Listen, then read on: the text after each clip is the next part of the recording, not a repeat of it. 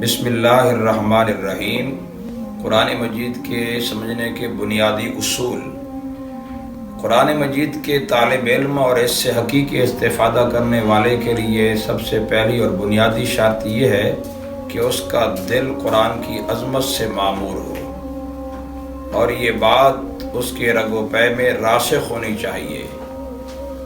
چنانچہ عقیدے کے طور پر تو ہر مسلمان اس بات کو تسلیم کرتا ہے کہ قرآن اللہ کا کلام ہے، اللہ کی بات ہے، لیکن اس سے حقیقی استفادہ کے لیے ضروری اور لازمی ہے کہ اس عقیدے کا استحضار بھی ہونا چاہیے۔ جب تک اس عقیدے کا استحضار نہیں ہوگا اس وقت تک قرآن سے حقیقی استفادہ کرنا مشکل ہوگا۔ چنانچہ اللہ رب العزت نے قرآن پاک کے اندر بار بار اس بات کو دہرایا ہے کہ ہم نے اس قرآن کو نازل کیا ہے۔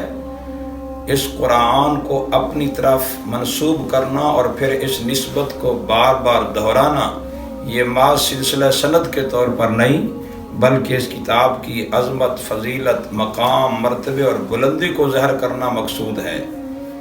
چنانچہ متکلم کی عظمت سے ہی کلام کی عظمت ظاہر ہوتی ہے، جیسا کہ کہا جاتا ہے کہ کلام الملوکی ملوک الکلام، بادشاہوں کی کلام بھی بادشاہ ہوا کرتی ہے۔ تو اس لیے پہلی اور بنیادی شرط یہ ہے ہر طالب علم کے لیے کہ وہ قرآن کی عظمت کو جانے، پہچانے۔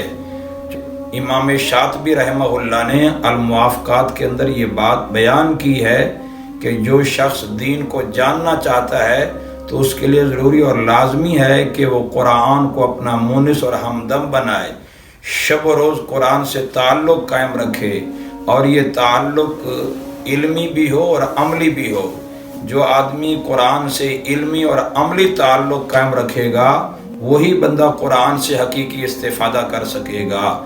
تو یہ پہلی اور بنیادی شرط ہے ہر قرآن کے طالب علم کے لیے، ہر قرآن پر غور و فکر کرنے والے کے لیے، سچے طالب علم کے لیے کہ وہ قرآن کی عظمت کو پہچانے۔ جس طرح ہم اللہ کی عظمت کو پہچانتے ہیں تو ہمیں اس کی کلام کی عظمت کو بھی پہچاننا چاہیے، کیونکہ قرآن میرے رب کا کلام ہے، میرے رب کی بات ہے، میرے رب کا بیان ہے، یہ اسی نے نازل فرمایا ہے۔ تو جب تک یہ عظمت دلوں میں نہیں بیٹھے گی اس وقت تک ہم اس سے صحیح اور حقیقی فائدہ حاصل نہیں کر سکتے۔